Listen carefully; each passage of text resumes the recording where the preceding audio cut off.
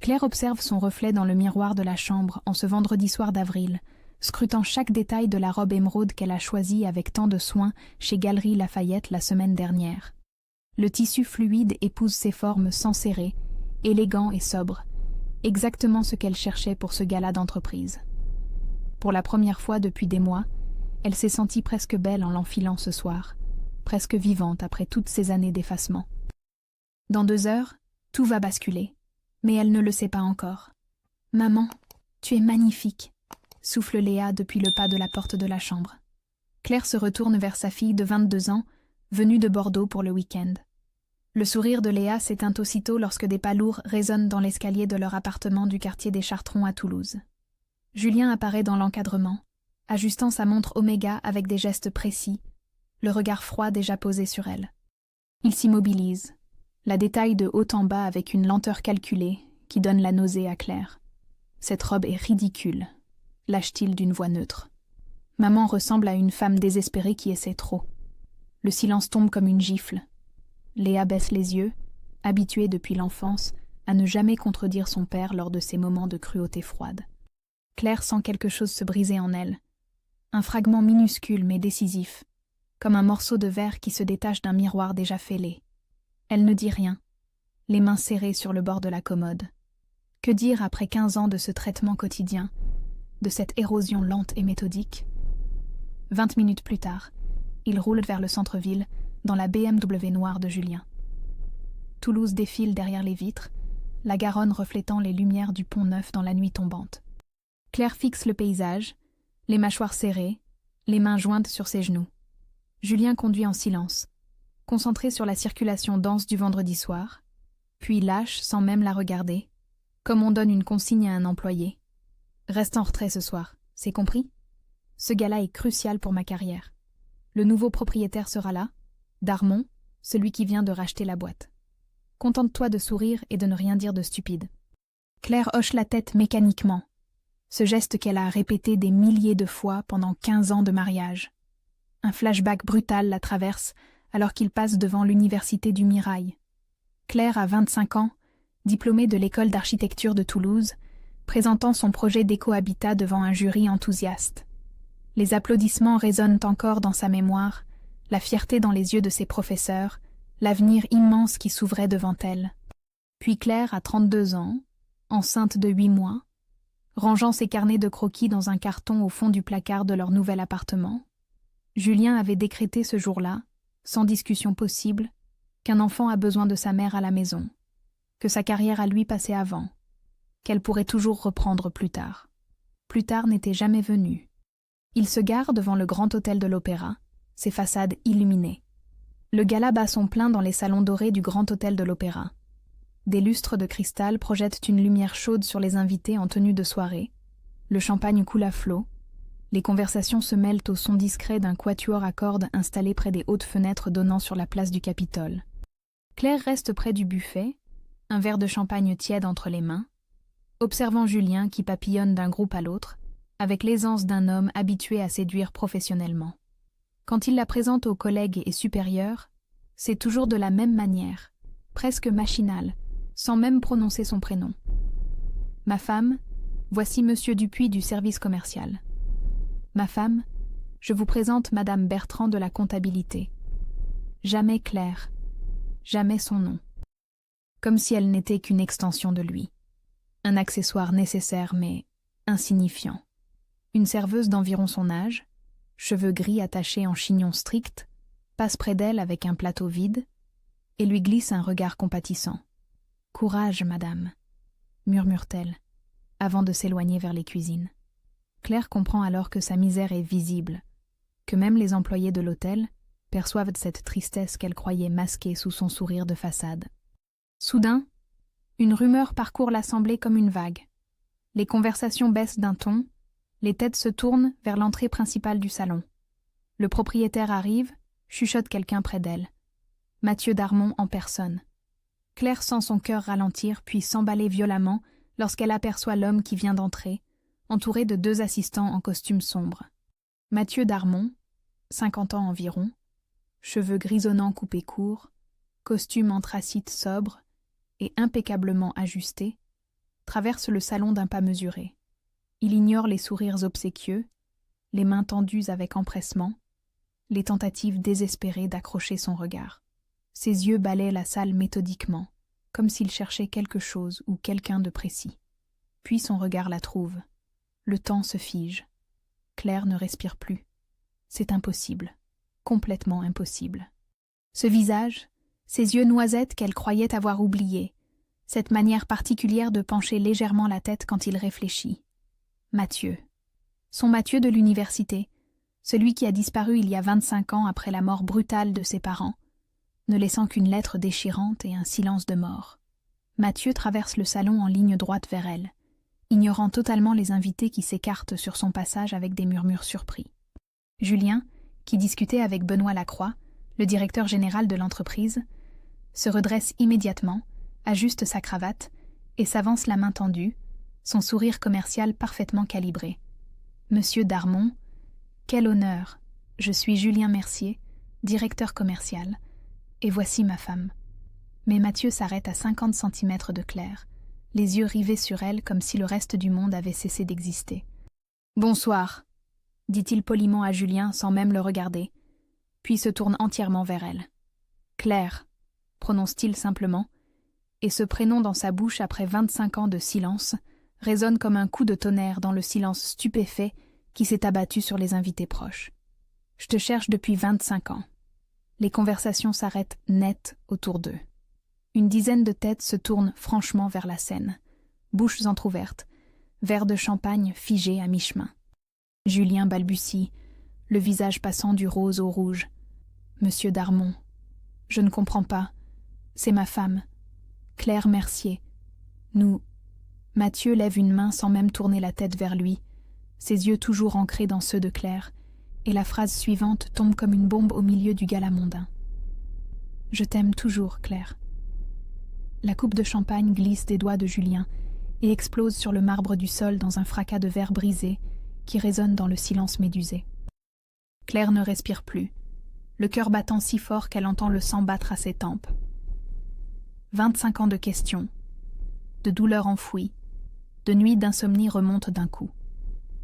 Mathieu lui tend la main, cette même main qu'il lui tendait à 20 ans quand ils marchèrent le long du canal du Midi après les cours d'architecture. « S'il te plaît, accorde-moi 5 minutes, » murmure-t-il d'une voix basse mais audible pour ceux qui sont proches. « Juste 5 minutes pour t'expliquer ce que j'aurais dû dire il y a 25 ans. » Claire voit Benoît Lacroix, le patron de Julien, qui observe la scène avec un sourcil levé, visiblement intrigué et amusé par le drame qui se joue sous ses yeux. Elle voit Julien, rouge de rage contenue, les poings serrés le long du corps, les mâchoires crispées. Claire devrait refuser.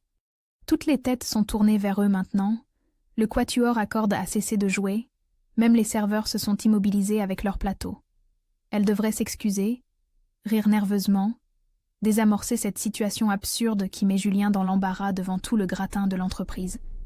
C'est ce qu'elle aurait fait il y a encore 1 heure, c'est ce qu'elle a fait pendant 15 ans. Mais quelque chose remonte en elle, une fureur froide et ancienne qu'elle croyait morte. 15 ans de reste en retrait, 15 ans de ne dire rien de stupide, 15 ans d'effacement méthodique et patient, 15 ans à être ma femme sans prénom, sans existence propre, sans voix. Elle regarde Julien droit dans les yeux, ce mari qui l'a vidé de sa substance année après année, et prend la main tendue de Mathieu. La peau est chaude, la paume légèrement calleuse, exactement comme dans son souvenir de jeunesse. « Claire, qu'est-ce que tu fous ?» explose Julien, la voix blanche de rage contenue. « Tu me ridiculises devant tout le monde, devant Lacroix, devant mes collègues.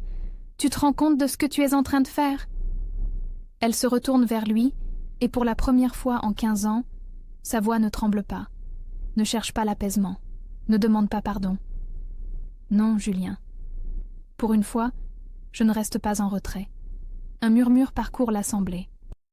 Benoît Lacroix, le directeur général, un homme d'une 60aine d'années aux tempes argentées, se penche vers Julien et lui glisse quelque chose à l'oreille. Le visage de Julien devient cendrier, ses mâchoires se serrent encore plus. Claire reconnaît ce regard, celui qui promet des représailles plus tard, dans l'intimité de leur appartement, loin des témoins. Mathieu l'entraîne doucement vers la terrasse privée à l'arrière du salon, accessible par une porte-fenêtre dissimulée derrière de lourds rideaux de velours bordeaux. Ils traversent le salon sous les regards médusés, les chuchotements qui enflent derrière eux comme une marée montante. Claire entend des bribes de conversation. Qui est cet homme? Apparemment, ils se connaissaient avant. Quelle histoire incroyable. La terrasse donne sur les toits de Toulouse. La ville s'étend à leurs pieds dans la nuit d'avril, ponctuée de milliers de lumières. La basilique Saint-Cernin se dresse au loin, éclairée comme un phare dans l'obscurité. L'air frais contraste avec la chaleur étouffante du salon, et Claire inspire profondément, essayant de calmer les tremblements qui secouent ses mains. Mathieu se tient à 2 mètres d'elle, les mains dans les poches, le regard intense mais respectueux, attendant qu'elle parle en première. Le silence s'étire entre eux, chargé de 25 ans de non-dits, de questions sans réponse, de douleurs enfouies. Puis la colère explose. « Tu m'as abandonnée », dit Claire, et sa voix tremble maintenant mais pas de peur, de rage pure. « Une lettre, Mathieu. Une putain de lettre déposée chez mes parents un mardi matin. Et plus jamais de nouvelles. Tu m'as brisée. » Elle sent les larmes monter, mais refuse de les laisser couler. Pas maintenant. Pas devant lui. 25 ans de chagrin remontent comme une lame de fond. Tout ce qu'elle a enfoui pour survivre, pour avancer, pour construire cette vie médiocre avec Julien, parce qu'il fallait bien continuer à vivre. Je t'ai attendu, poursuit-elle en avançant d'un pas vers lui. J'ai attendu pendant des mois, Mathieu. Je passais devant ton ancien appartement en espérant te voir sortir. Je sursautais chaque fois que le téléphone sonnait. Je scrutais les visages dans la rue comme une folle. Et puis un jour, j'ai arrêté d'attendre parce qu'il fallait bien que je survive. Mathieu encaisse sans broncher, le visage grave, les yeux brillants dans la lumière tamisée qui filtre du salon. Il ne cherche pas à se défendre, ne l'interrompt pas, la laisse déverser cette douleur accumulée. Alors maintenant, tu débarques comme un prince après 25 ans, tu clames devant 200 personnes que tu m'aimes toujours, et tu penses que je vais juste... Quoi? Tomber dans tes bras? Te pardonner comme si de rien n'était? C'est quoi ce délire, Mathieu? Ton ego de milliardaire qui a besoin de prouver qu'il peut tout avoir? Elle recule, s'appuie contre la balustrade en fer forgé, épuisée soudain par cette déferlante d'émotions qu'elle contient depuis trop longtemps. Mathieu fait un pas vers elle, puis s'arrête, respectant la distance qu'elle a mise entre eux. « Tu as raison d'être en colère, » dit-il d'une voix basse et rauque. « Tu as raison pour tout. Laisse-moi juste t'expliquer pourquoi, Claire. Pas pour me faire pardonner. Juste pour que tu saches. » Mathieu ne se défend pas, n'argumente pas, ne cherche pas à minimiser la douleur qu'il a causée. Il écoute simplement Claire déverser 25 ans de colère accumulée, de questions sans réponse, de nuits blanches à se demander ce qu'elle avait fait de mal pour mériter cet abandon brutal. Après l'accident qui a tué tes parents, commence-t-il finalement d'une voix posée mais chargée d'émotion, j'ai découvert qu'ils étaient ruinés. Complètement ruinés, Claire. Ils avaient emprunté à des gens dangereux pour maintenir l'apparence, pour garder la maison, pour que je puisse finir mes études. Des créanciers violents qui n'ont pas attendu l'enterrement pour débarquer. Il marque une pause, le regard perdu vers les toits de Toulouse. Claire reste immobile contre la balustrade, les bras croisés sur sa poitrine, refusant de se laisser attendrir trop vite. Ils sont venus chez moi 3 jours après l'accident, poursuit Mathieu. 2 hommes, costumes sombres, sourire froid. Ils m'ont expliqué très clairement que je devais 200 000 francs, que mes parents avaient signé des reconnaissances de dette, et que si je ne payais pas, ils s'en prendraient à tous ceux qui comptaient pour moi. Ils ont prononcé ton nom, Claire. Ils savaient où tu habitais, où tu étudiais. Ils connaissèrent les horaires de tes cours. Claire sent un frisson glacé lui parcourir l'échine. Elle se souvient de cette période, Mathieu qui avait brutalement changé après l'enterrement, distant, fuyant, le regard hanté. Elle avait cru qu'il ne voulait plus d'elle, qu'il la rendait responsable de ne pas avoir su le consoler. « Je ne pouvais pas te faire entrer dans cet enfer », dit Mathieu en la regardant enfin. « Je t'aimais trop pour te détruire avec moi. » Alors j'ai fui, lâchement peut-être, mais c'était la seule solution que je voyais à 23 ans avec la peur au ventre. « Et tu es partie où ?» demande Claire d'une voix plus douce malgré elle. « Au Qatar d'abord, puis aux Émirats. J'ai travaillé sur des chantiers de construction, 15 heures par jour sous 40 degrés, à porter des sacs de ciment et à vivre dans des baraquements avec 20 autres ouvriers. Chaque centime économisé partait pour rembourser les dettes. Ça m'a pris 7 ans pour tout solder.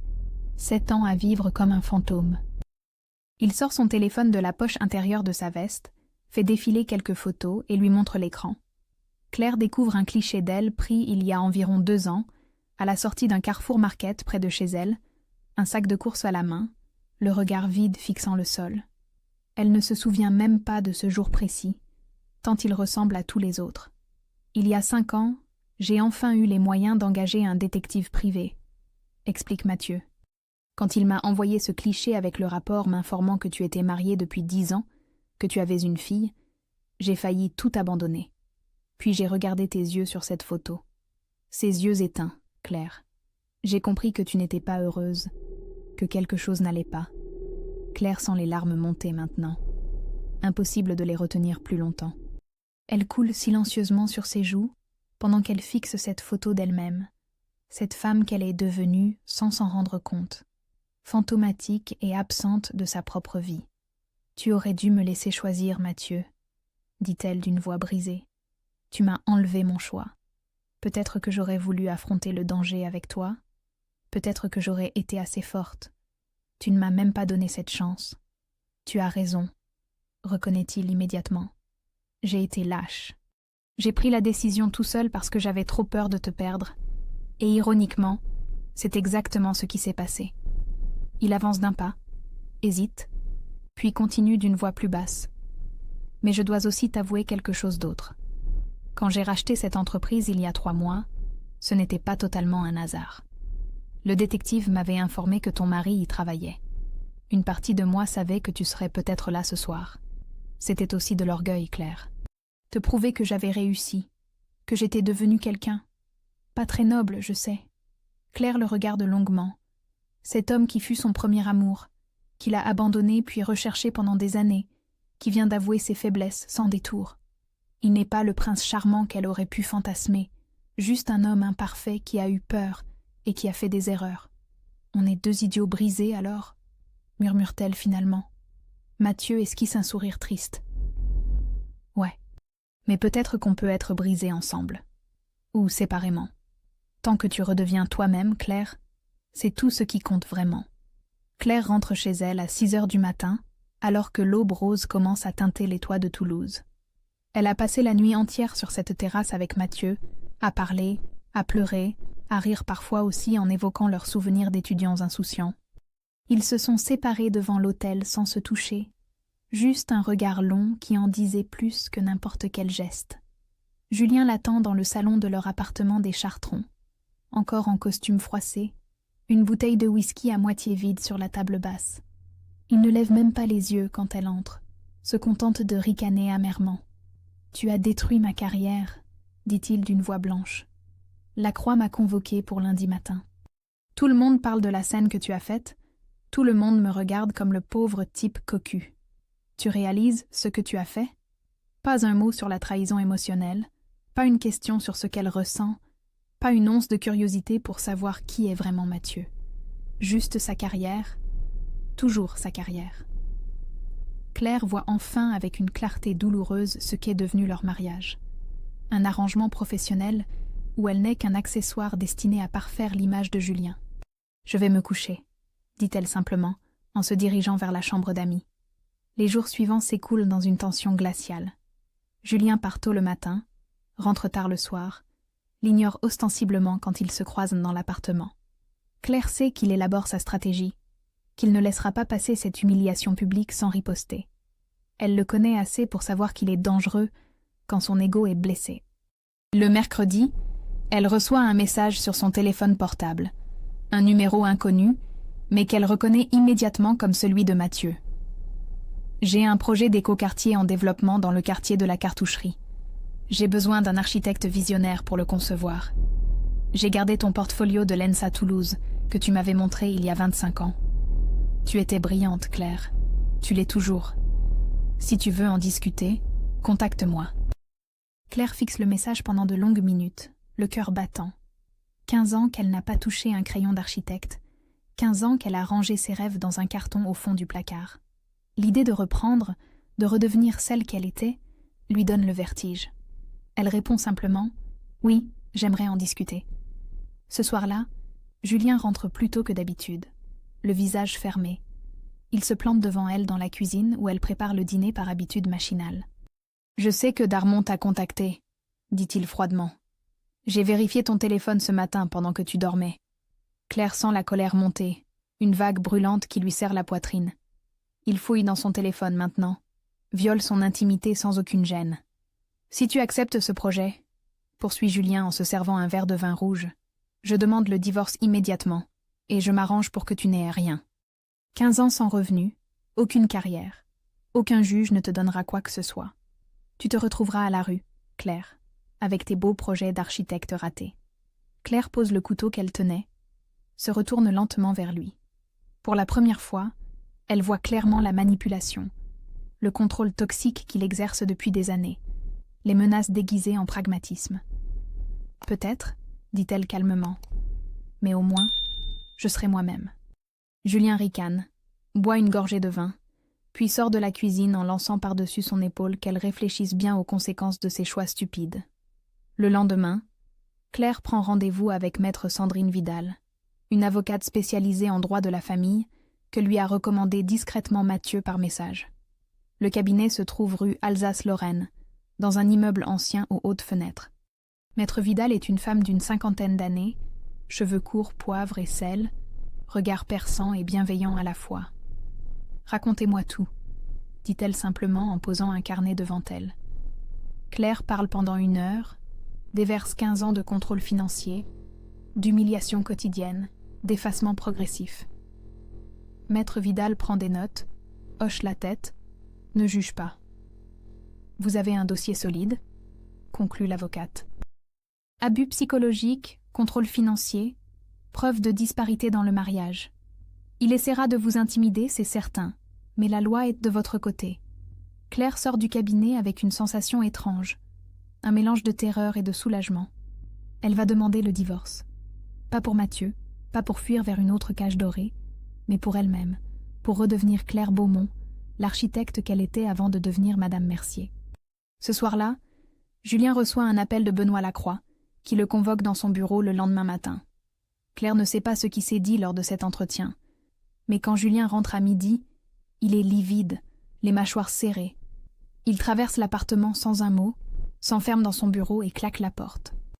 Plus tard, elle apprendra que Mathieu l'a convoqué également, lui a dit clairement que les rumeurs qu'il répand au bureau sur une liaison entre Claire et lui doivent cesser immédiatement sous peine de licenciement.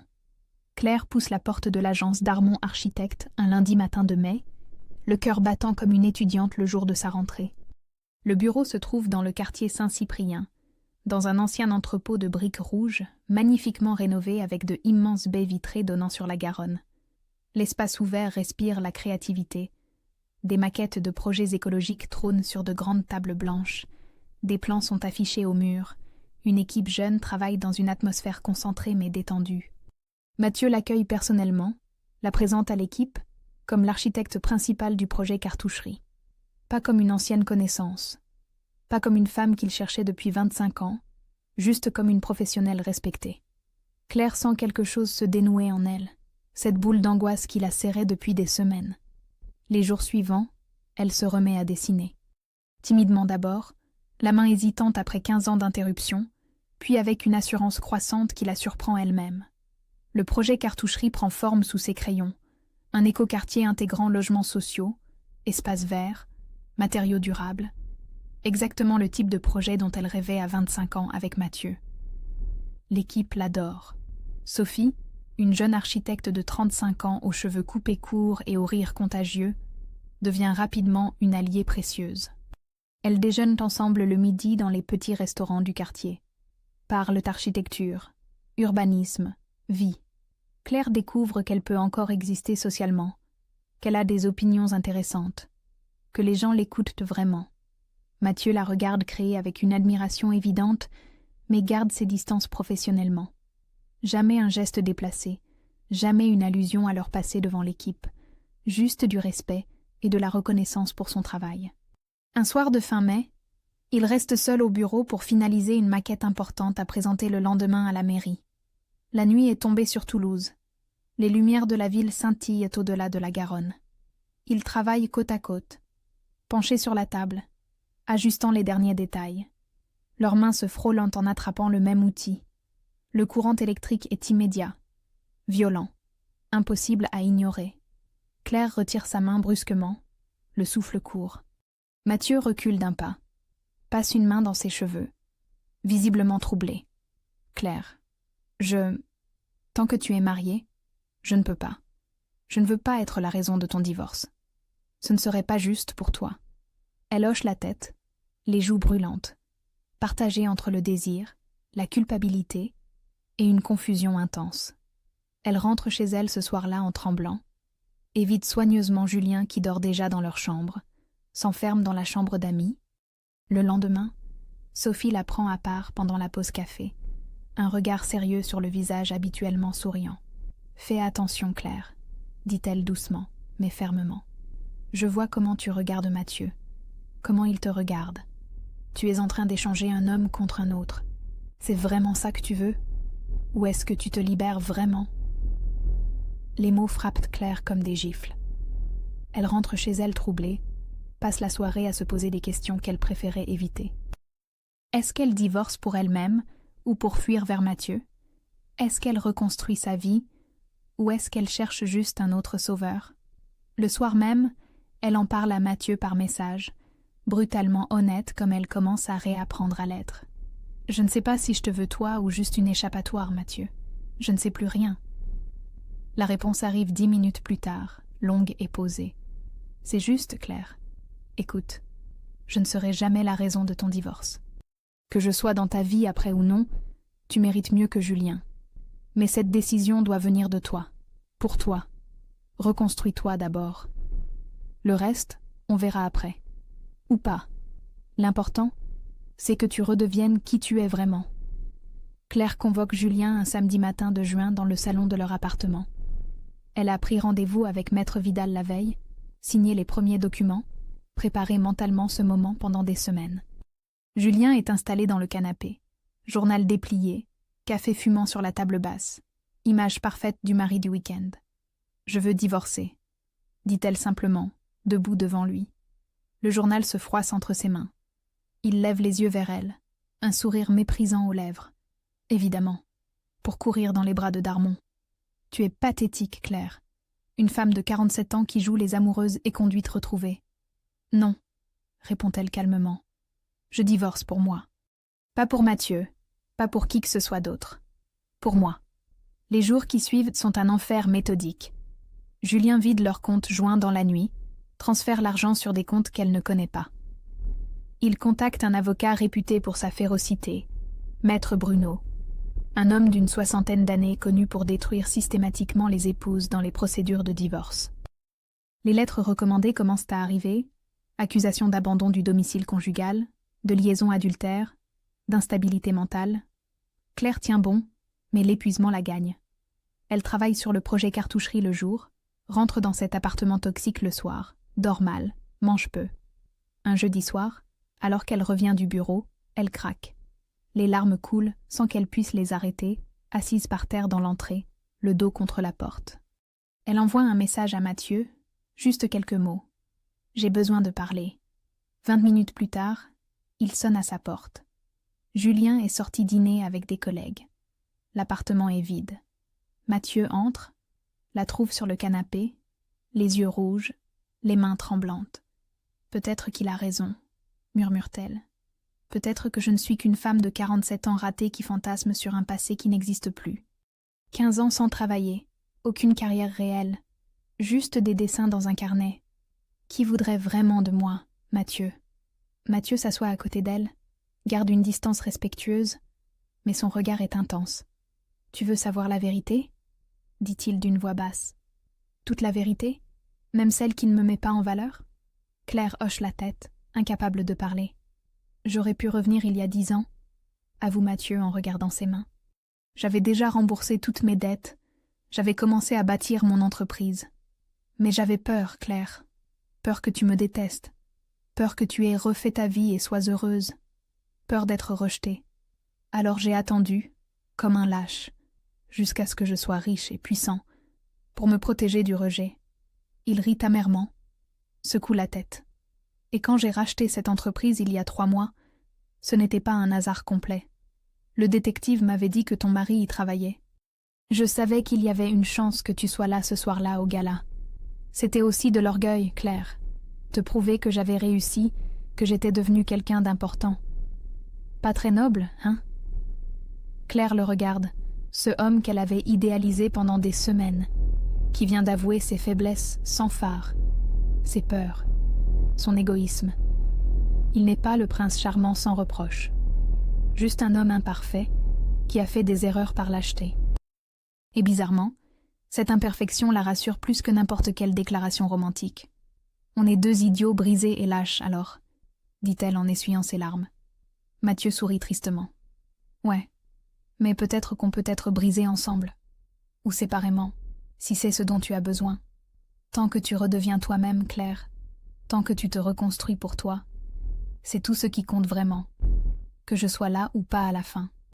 Il se lève, se dirige vers la porte, puis se retourne une dernière fois. Et pour répondre à ta question, qui voudrait de toi? N'importe qui avec un minimum de bon sens. Tu es brillante, talentueuse, courageuse. Ton mari t'a fait croire le contraire pendant 15 ans, mais c'est un mensonge. Le projet cartoucherie que tu as conçu ces dernières semaines est exceptionnel, Claire. Exceptionnel. Crois-moi, je travaille avec des architectes depuis 20 ans. Il sort, referme doucement la porte derrière lui.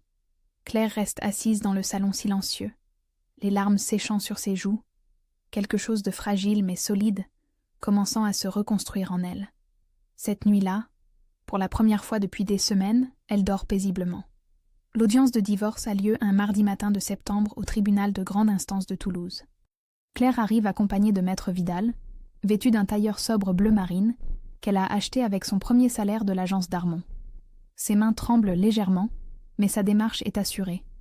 Julien est déjà installé avec Maître Bruno, son avocat au regard de rapace. Il ne daigne même pas tourner la tête quand elle entre dans la salle. Léa est assise au fond, entre les 2 camps, le visage fermé.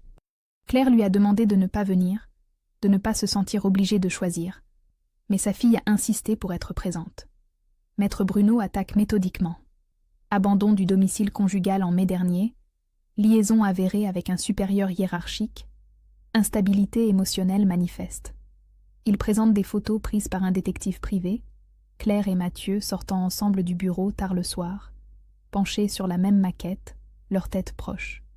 Rien de compromettant vraiment, mais présenté sous un angle sordide. Madame Mercier a profité de la générosité de mon client pendant 15 ans, déclare Maître Bruno d'une voix mielleuse. Elle a abandonné volontairement sa carrière pour se consacrer à sa famille, choix qu'elle regrette aujourd'hui et dont elle rend responsable mon client.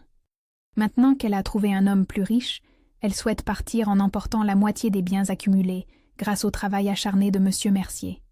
Claire sent la nausée monter, mais Maître Vidal reste imperturbable. Quand vient son tour, elle présente méthodiquement les preuves du contrôle financier exercé par Julien, les relevés bancaires montrant qu'il gérait tout sans jamais consulter Claire, les témoignages écrits de collègues attestant du comportement méprisant de Julien envers sa femme lors des événements professionnels. Puis vient le témoignage que Julien n'avait pas anticipé. Benoît Lacroix, le directeur général, convoqué par Maître Vidal, raconte la scène du gala, confirme que M. Darmon et Mme Mercier se connaissaient effectivement depuis leurs études, que leur relation professionnelle actuelle est irréprochable. J'ai eu l'occasion de superviser le projet cartoucherie, ajoute Lacroix calmement. Mme Mercier est une architecte exceptionnelle. Sa présence dans l'équipe est basée uniquement sur ses compétences, pas sur autre chose. Julien se lève brusquement, le visage rouge. C'est des conneries. Elle couche avec lui, tout le monde le sait. Le juge le rappelle sèchement à l'ordre. Maître Bruno pose une main apaisante sur le bras de son client, lui murmure quelque chose à l'oreille. Julien se rassoit, les mâchoires serrées. Mais le coup de théâtre vient d'ailleurs. Léa se lève au fond de la salle, la voix tremblante mais claire. « Monsieur le juge, je voudrais témoigner. » Le juge, une femme d'une 50aine d'années aux lunettes cerclées d'or, hésite, puis accepte. Léa s'avance, s'installe à la barre, évite soigneusement le regard de son père. « Mon père traite ma mère comme une moins que rien depuis que j'ai 10 ans, dit-elle d'une voix qui se raffermit progressivement. Je l'ai vu la rabaisser devant moi, devant ses amis, devant tout le monde. Il contrôlait chaque centime qu'elle dépensait, critiquait ses choix vestimentaires, l'empêchait de voir ses anciennes amies de l'université. Quand j'avais 15 ans, maman a voulu reprendre des cours du soir en architecture. Il a refusé, a dit qu'elle était trop vieille et pas assez intelligente pour ça. Julien est livide, les poings serrés sur la table. Léa continue, les larmes aux yeux maintenant. Cette histoire avec Monsieur Darmon, je ne sais pas si c'est de l'amour ou juste une échappatoire, mais ce que je sais, c'est que depuis qu'elle travaille, maman est redevenue vivante. Je l'entends rire au téléphone quand elle parle de ses projets. Elle dessine le soir dans son carnet. Elle existe à nouveau. Léa se tourne enfin vers son père. « Et toi, papa, tu ne t'es jamais demandé pourquoi elle voulait partir ? Jamais. » Elle descend de la barre, sort de la salle en pleurant. Claire se lève instinctivement pour la suivre, mais maître Vidal la retient doucement. Le juge déclare une suspension de séance de 20 minutes. Dans le couloir, Claire retrouve Léa assise sur un banc, le visage enfoui dans ses mains. Elle s'assoit à côté d'elle, la prend dans ses bras. « Pardon, maman », sanglote Léa. « J'aurais dû parler avant, j'aurais dû te défendre toutes ces années. » Claire la serre plus fort, incapable de parler tant l'émotion l'étouffe. Quand la séance reprend, le juge rend son verdict. Divorce prononcé, tort partagé, partage équitable des biens à 50-50. Aucune faute exclusive retenue. 6 mois plus tard, un samedi matin de mars sous un ciel toulousain parfaitement bleu, Claire se tient devant le portail d'entrée de l'écoquartier Cartoucherie. Les panneaux d'inauguration annoncent en lettres sobres « Architecte en chef, Claire Beaumont ». Son nom de jeune fille, retrouvé, revendiqué. Le projet s'étend devant elle. 2 hectares de logements sociaux intégrés dans des espaces verts généreux, toits végétalisés, matériaux biosourcés, mixité sociale assumée. Ce n'est pas parfait. Certains détails auraient pu être améliorés avec plus de budget, mais c'est réel, concret, habité déjà par 40 familles qui ont emménagé le mois dernier. Les officiels arrivent, le maire de Toulouse, des élus, des journalistes locaux. Mathieu se tient légèrement en retrait, laissant Claire au centre de l'attention. Elle présente le projet devant une 50aine de personnes, parle avec une assurance tranquille de ses choix architecturaux, des compromis nécessaires entre idéal et réalité, de ce que signifie construire pour des gens et pas juste pour des concepts. Une femme d'une 30aine d'années s'approche après les discours, un bébé dans les bras, un petit garçon de 5 ans accroché à sa jupe. « Merci », dit-elle simplement. « On vient d'emménager dans le bâtiment B. Mon fils peut jouer dehors en sécurité pour la première fois de sa vie. Ça change tout. » Claire sent sa gorge se serrer. C'est pour ça qu'elle voulait devenir architecte à 20 ans, pour cette phrase-là, pour ce changement concret dans la vie des gens. Alors que la foule se disperse, elle aperçoit une silhouette familière près du portail. Julien, costume gris impeccable, les mains dans les poches, qui observe de loin. Il s'approche lentement, le visage défait, vieilli de 10 ans en 6 mois. « Claire ?» dit-il simplement. Elle attend, ne dit rien. C'est à lui de parler. « Je voulais voir. Le projet. Ce que tu as fait. » Il hésite, cherche ses mots. « C'est magnifique. Tu avais raison. J'ai tout gâché. » Claire le regarde sans haine, juste une forme de tristesse pour ce qu'ils auraient pu être s'il avait été différent, si elle avait été plus courageuse plus tôt. « Oui, tu as gâché, » dit-elle calmement. « Mais moi aussi j'ai laissé faire pendant 15 ans. On était toxiques ensemble, Julien. J'espère que tu trouveras mieux un jour. Quelqu'un qui te rendra meilleur. » Il hoche la tête, visiblement désarçonné par l'absence d'amertume dans sa voix. Il repart sans se retourner, les épaules voûtées. Mathieu la rejoint sous le cerisier qu'elle a personnellement choisi pour le parc central, ses branches chargées de fleurs blanches qui commencent à éclore. « Alors ?» demande-t-il simplement. « Nous deux ?» Claire sourit, prend sa main, la serre doucement. « Je ne sais pas encore, Mathieu. J'ai besoin de temps, de me reconstruire vraiment seule d'abord, de savoir qui je suis sans Julien, mais aussi sans toi comme échappatoire. » Il hoche la tête. « Aucune déception sur le visage, juste de la compréhension. « Nous verrons alors, » dit-il. « Nous verrons, » répète-t-elle, apaisée par cette incertitude assumée. Au loin, Léa joue au ballon avec des enfants du quartier dans le parc qu'elle a dessiné. Une mère sort du bâtiment C avec des courses, salue ses voisines installées sur un banc. Un vieil homme arrose les jardinières collectives qu'ils ont intégrées au rez-de-chaussée. Claire regarde cette vie qui pulse dans son projet. Cette imperfection vivante et réelle. Elle n'a pas tout résolu, sa relation avec Mathieu reste en suspens. Son compte en banque n'est pas garni. Elle loue un petit 2 pièces à bonne foi. Mais elle dessine tous les jours. On la respecte professionnellement. Elle dort sans angoisse. Elle a 48 ans et commence enfin sa vie. Sans certitude, mais avec une liberté qu'elle croyait perdue à jamais. Pas de fin parfaite comme au cinéma. Pas de revanche éclatante. Juste la dignité tranquille de redevenir soi-même. Un jour à la fois. Et pour l'instant, dans ce matin de mars sous les cerisiers en fleurs, ça suffit amplement.